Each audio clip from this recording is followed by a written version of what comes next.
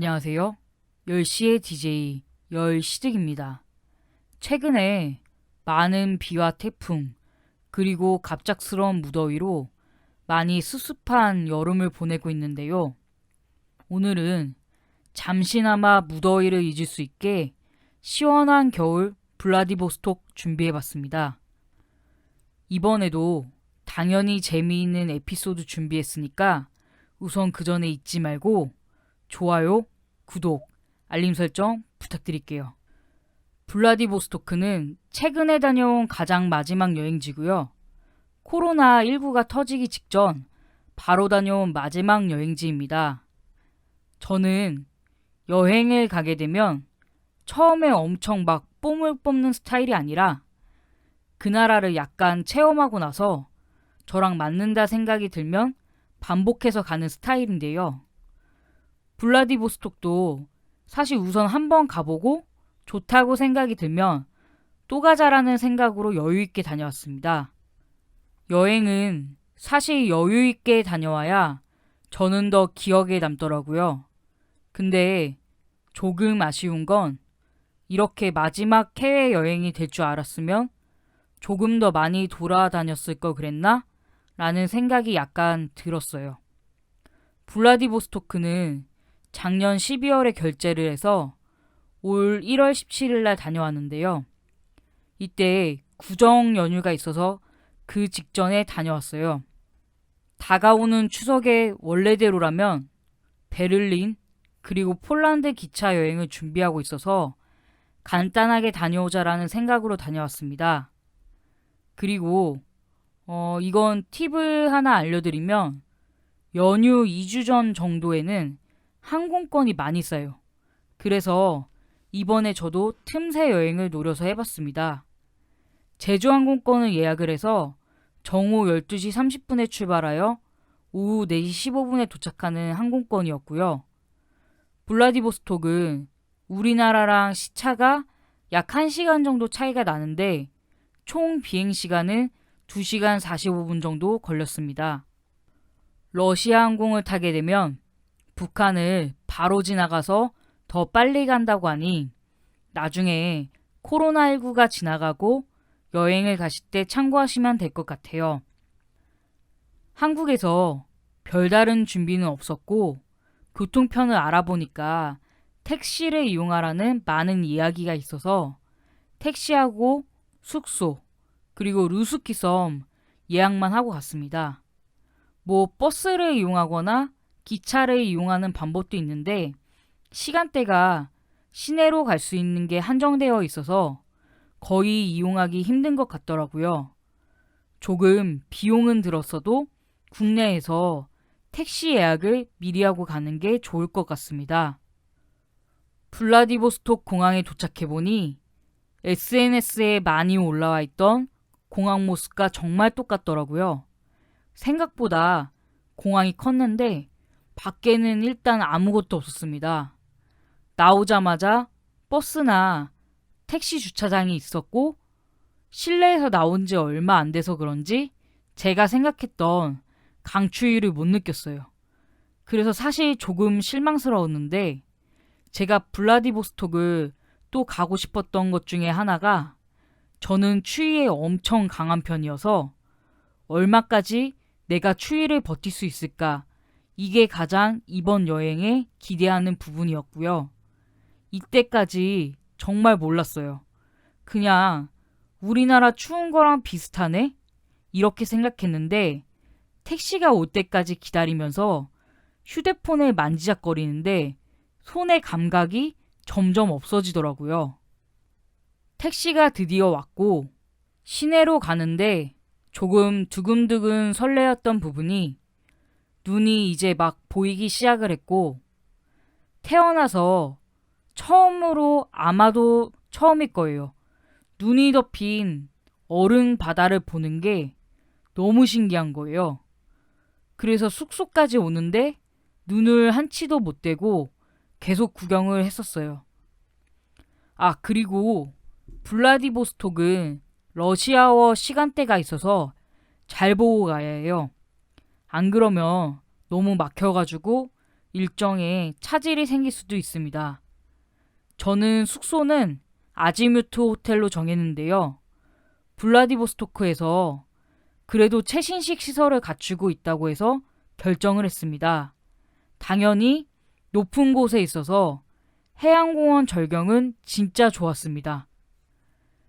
일정은 딱히 안 짜서 숙소에서 저녁 먹을 곳을 찾았고, 작년 겨울부터 갑자기 갑각류 알러지가 생기면서 스노우크랩 곰보새우는 상상도 못해서 스테이크 집을 찾아서 이동을 했습니다.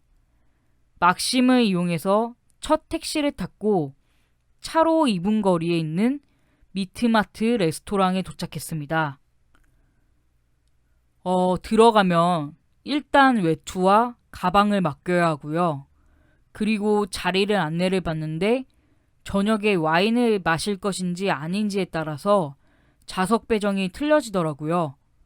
저는 우선 혼자여서 테이블에 앉아서 먹었는데 메뉴는 EBS 세계 테마 기행에 나왔던 시베리아 버섯 샐러드가 있어서 그거랑 스테이크를 시켰고, 사이다를 요청을 했더니 없다고 유사한 걸 추천해 주셔서 마셨는데 그 약간 진저브레드? 약간 그런 느낌이 났어요.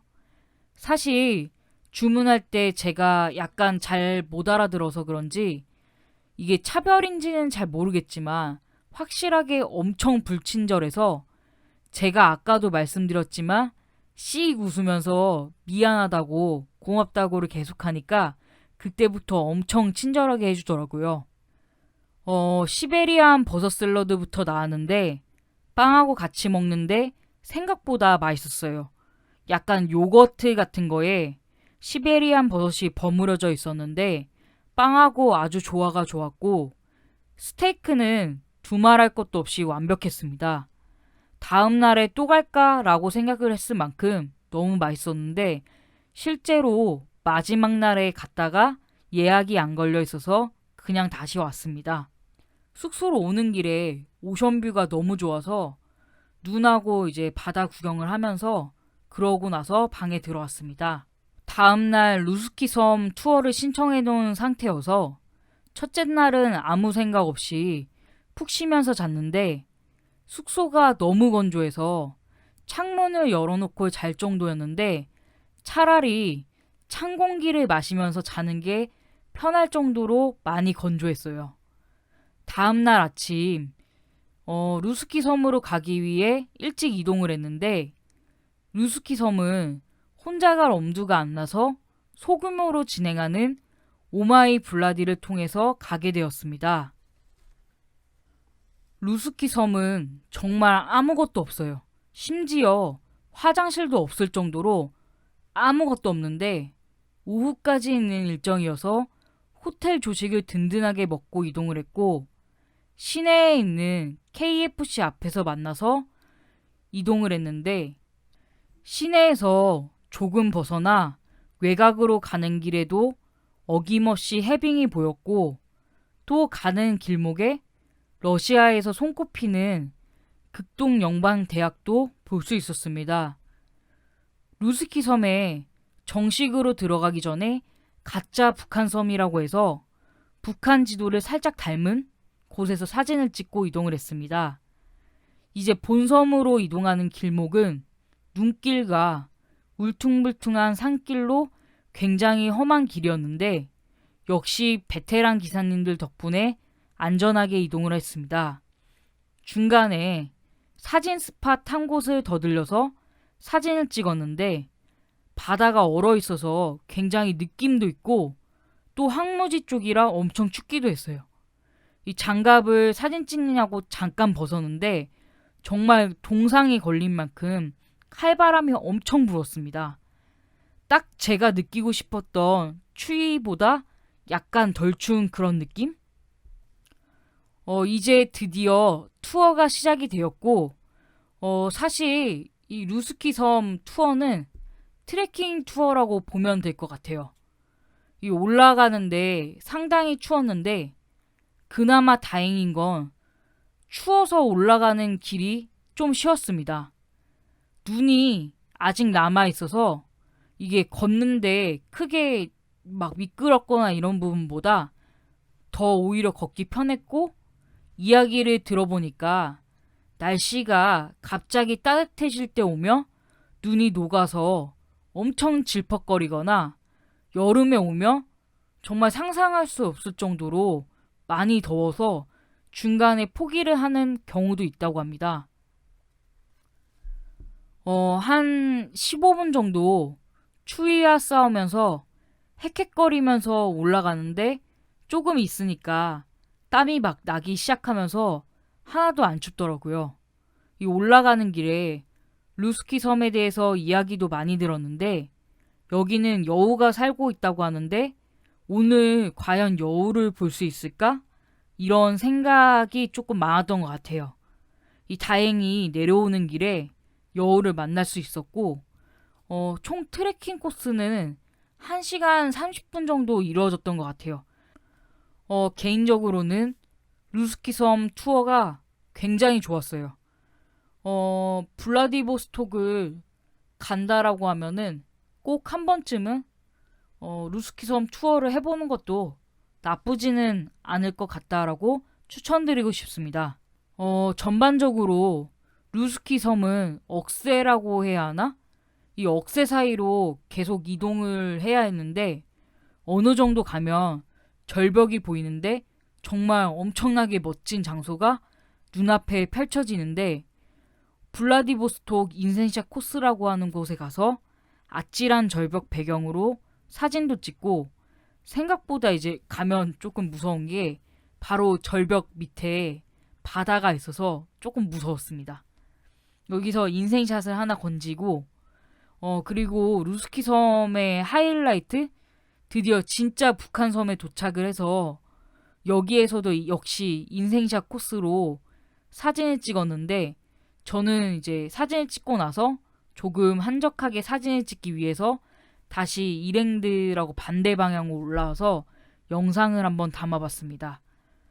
자유시간 30분 정도 받고 나서 다시 차가 있는 주차장으로 내려오는데, 올라왔던 만큼 다시 내려간다고 보시면 됩니다. 드디어 오늘 볼 수 있을까 했던 여우를 만났습니다. 그것도 2마리나 만났는데, 여우를 실제로 본 게 처음이었는데 정말 신기하기도 했고, 처음에 어디서 들개가 나타났나 했는데 그게 여우였더라고요. 체구도 생각보다 작았는데 아무래도 관광객들한테 살짝 길들여지다 보니 사람 근처에 잘 오는 것 같긴 했는데, 그 당시에 봤을 때는 무서운 게 하나도 없었는데, 영상을 찍고 나서 한국에 돌아와서 보니까 살짝 무섭더라고요. 무사히 그리고 완벽한 루스키 섬 투어를 끝내고 주차장으로 다시 왔는데, 기사님과 가이드분이 따뜻한 커피를 한 잔 주셨는데요.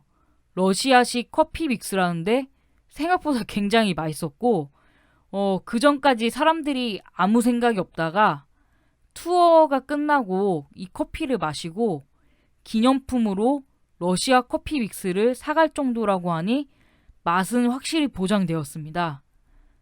투어는 시내로 오는 길에 원하는 곳에서 내려주는데요. 저는 투어가 끝나고 딱히 일정이 없어서 시내로 와서 해양공원 근처에 있는 조지아 식당으로 이동했습니다. 이동하는 길에 길을 찾느냐고 잠깐 장갑을 벗었는데 손이 꽝꽝 얼어서 진짜 나중에는 너무 아파가지고 신경질이 날 정도로 너무 아프더라고요. 이 수프라로 갔는데 역시 맛집으로 알려진 만큼 사람들 대기줄도 많았고, 저는 이제 혼자여서 테이블 쪽에 앉아서 생각보다 금방 들어갔는데, 여기도 외투는 맡겨두고 들어갔습니다. 여기는 입장부터 진짜 텐션이 완전 오르는 곳인데, 여행에 살짝 지칠 만한 타이밍에 흥을 돋궈주는 아주 좋은 곳이었습니다. 입장부터 남다르게 직원들의 하이파이브를 받으면서 들어갔고, 기분 좋게 자리에 앉아서 이것저것 설명을 들었습니다. 제가 깜빡하고 모자랑 마스크를 쓰고 들어갔는데 앞에 흰칼리를 만드시는 분들이 엄청 재미있게 웃으시는 거예요.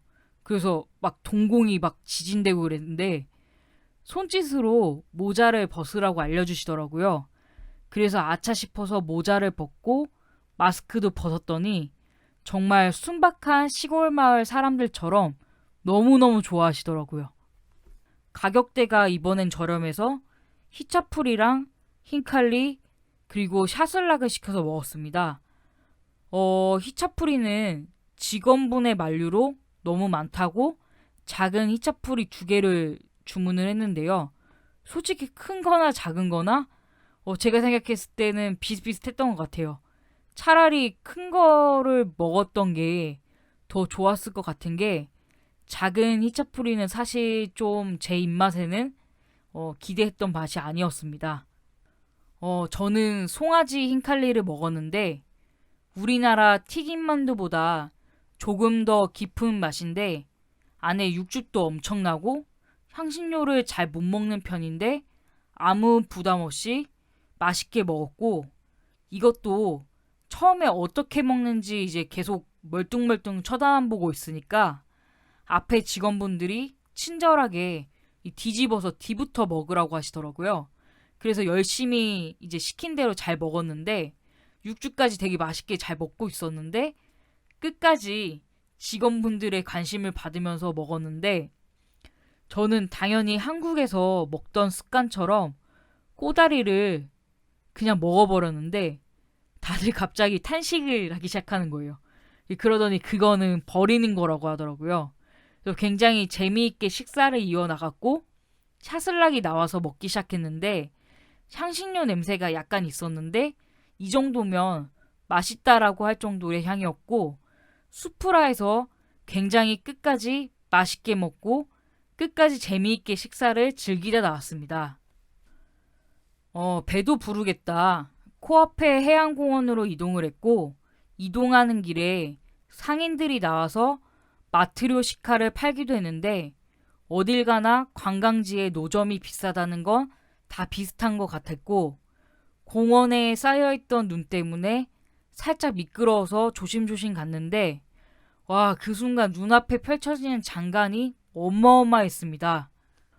아마 제가 상상하는 해양공원의 바다는 여름이 되면 모래사장이 있고 바다가 쭉 이어진 곳일 것 같은데 전부 다 눈으로 뒤덮여 있었고 심지어 바다는 아주 꽁꽁 얼어서 한참을 걸어서 이동했는데도 굉장히 꽝꽝 얼어 있었고 현지인들은 그 얼음을 뚫고 낚시를 하는 모습도 볼 수 있었고 아주 거센 바람을 가르면서 이색적인 체험을 할 수 있었습니다.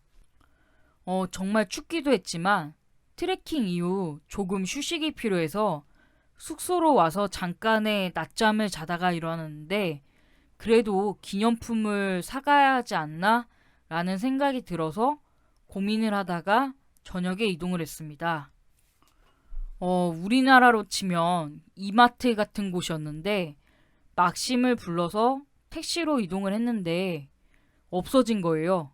이 불과 일주일 전까지 운영을 하다가 갑자기 폐점을 했다고 해서 그래서 이제 길을 다시 찾아서 이동을 해야 돼서 대로변으로 나와서 이제 검색을 했는데 웬 노숙자 같은 여자가 오더니 차비를 달라고 하는 거예요. 그래서 현금이 아예 없다. 미안하다라고 했는데 그냥 다시 가길래 열심히 지도로 이제 막 백화점을 찾고 있었어요. 근데 다시 오는 거예요. 그러더니 팔을 잡더니 돈을 달라고 엄청 구걸을 하는 거예요. 그래서 완전 노먼이라고 계속 말하면서 나 노캐시라고 계속 그랬는데 결국에는 계속 구걸을 하길래 사람들이 많은 곳으로 제가 이동을 하니까 알아서 사라지더라고요. 좀 당황스럽기도 했고 급하게 막심 택시를 이용해서 이동을 했는데 너무 당황한 나머지 제가 도착지를 잘못 적어서 다른 백화점을 이동을 해서 딱히 늦은 시간이기도 했고 그냥 야경이나 보면서 숙소로 다시 이동을 했어요. 오는 길에 마지막이라고 생각을 하고 우리나라 올리브영 같은 곳을 어찌저찌 찾아서 이 조카 선물과 엄마 선물 그리고 당근 크림을 사서 숙소로 다시 왔습니다.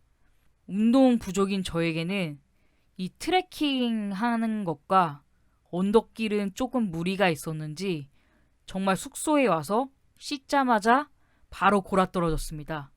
다음날 어찌나 다리 아리백였는지 조식을 먹고 오자마자 다시 늦잠을 자기도 했어요. 점심은 컵라면으로 대충 때우고 해양공원으로 다시 이동을 했습니다. 전날에 갔을 때보다 약간 얼음이 녹아서 자작자작한 느낌이 없지 않아 있었는데 그래도 안전하게 다녀왔습니다. 낚시를 하는 현지인들을 보고 재미있어 보이기도 했고 약간 제가 좋아하는 세계 테마 기행 느낌을 살려서 보려고 했는데 역시나 러시아 사람들은 약간 강한 캐릭터를 가지고 있어서 다가가기엔 쉽지가 않았어요. 숙소에서 이제 체크아웃을 무사히 마치고 공항에 도착을 해서 배고픈 배를 달래려 이제 먹을 것을 찾아봤는데 오징어 커틀렛과 대구살 고로케를 먹었는데 맛있었어요. 생각보다 간단했는데 맛있었고 이제 비행기를 탑승을 했는데 제 옆자리에 이제 한 살이 막 지난 아기와 이제 아주머니 그리고 아들이 이렇게 탔는데 제가 이제 마스크를 조금 신기한 거를 쓰고 있으니까 아이가 저를 보고 굉장히 신기해 하더라고요. 근데 저도 조카를 어렸을 때부터 봐서 어지간해서 이제 비행기를 타거나 어디를 놀러 가면 우는 아이하고 많이 이제 놀아주려고 하는 편인데 1시간 정도 비행기가 출발하기 전에 아이가 많이 울었다가 잠이 들면서 응가를 싸버린 거예요.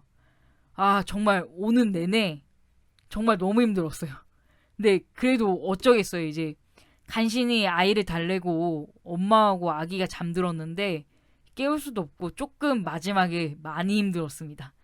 그래도 무사히 한국으로 들어왔는데 사실 들어오기 전부터 그때는 우한폐렴이라고 해서 이 조심하란 기사를 봤었거든요. 이 아니나 다를까 제가 공항에서 안내를 받은 건 아니었는데 기사로 접해서 사실 많이 걱정되고 우려스러웠는데 또 해외를 바로 갔다 온 상태여서 러시아에도 많은 중국 관광객들이 있었던 상태였는데 걱정을 많이 했는데 다행히 큰 이슈는 없었습니다. 저는 비행기를 타거나 해외여행을 다니면 무조건 마스크를 쓰는 습관이 있는데 그때도 생각을 했던 거지만 정말 마스크의 힘이 생각보다 크다라는 걸 그때부터 알았어요. 지금 다시 국내에 생각보다 심각하게 코로나19가 확산되고 있는데요.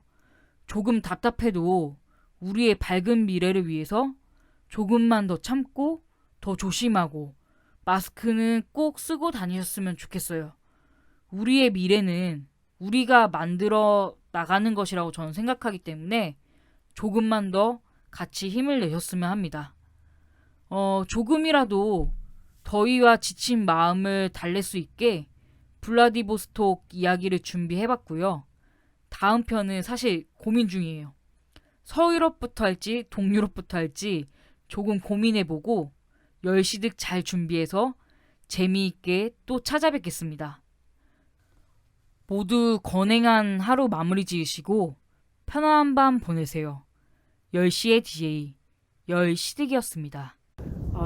여기는 블라디보스토크 해양공원에 있는 해안가 낚시를 하는 사람들이 굉장히 많이 있습니다. 눈물권을 타고 있고 바람속이 아주 세차고 이만큼 걸어왔어요. 생각보다 화면에서는 되게 작게 보일 것 같은데 상당히 굉장히 멀리 걸어.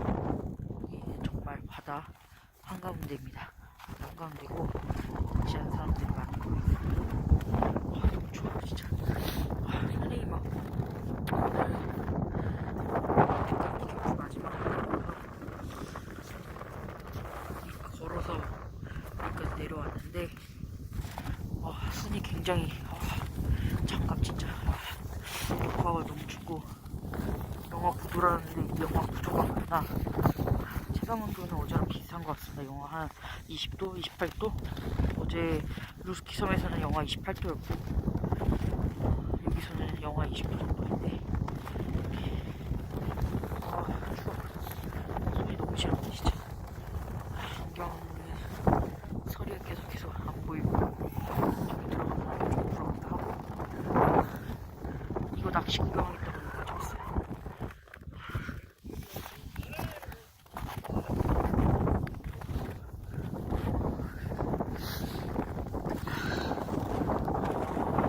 보여드리는 거는 태어나서 얼음 바다 위를 걷는 것 자체가 처음이라 너무너무 신기하고 엄청 미치게 춥긴 한데 태어나서 이렇게 경험할 수 있는 기회가 몇 번이나 있을까. 잘한다, 마무리 잘하고 간다라는 생각으로 이렇게 찍어서 보여드리고 있어요. 이 엄마가 이거 또 보면 빠지니 뭐하니 막 걱정하고 이럴 텐데 무서워. 못 봤어. 녹기 시작했어. 이제 바닷물이 막 녹기 시작해가지고 조금 무서운데 그래도 좋은 것 같아. 너무너무 좋은 것 같고 이 추위가 이 영상에 다 보이진 않는데 너무너무 좋은 것 같아요. 낚시하는 사람 구경 좀 가야지. 뭐라 하는 거 아니야. 러시아 사람은 조금 무서워. 생캐들인 것 같아.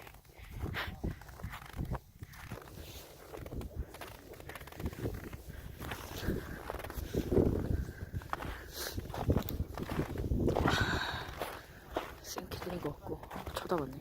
무서워.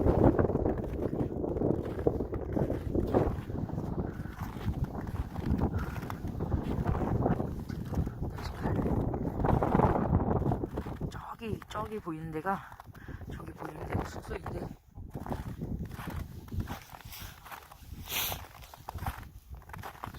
신기하네. 이제 이쪽 먼저 가볼까?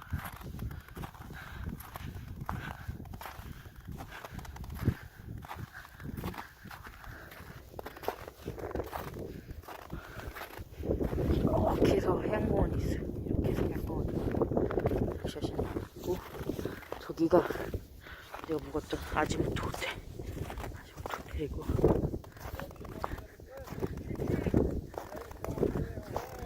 신기하다. 하이로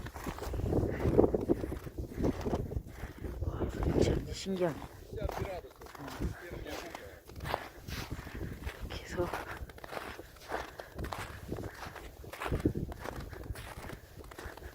너무 춥다 진짜.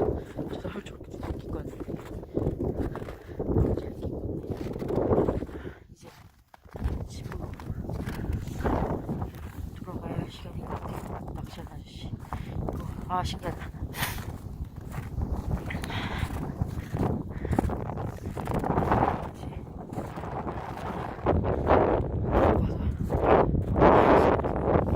비행기 타고 집에 와서 J터미널에 가서 냉면을 먹었지, 탕을 먹었지, 집에 가서 김치찌개를 먹었지. 조금 좀 해보다가 가겠습니다. 눈물이 너무 많이 나와가지고 이렇게 블라디보스토크에 아쉬울 정도로 눈물이 나네. 눈물 콧물 장난 아닙니다. 바람 때문에. 이제 진짜 아쉽다. 2박 3일은 조금 아쉬운 것 같아요.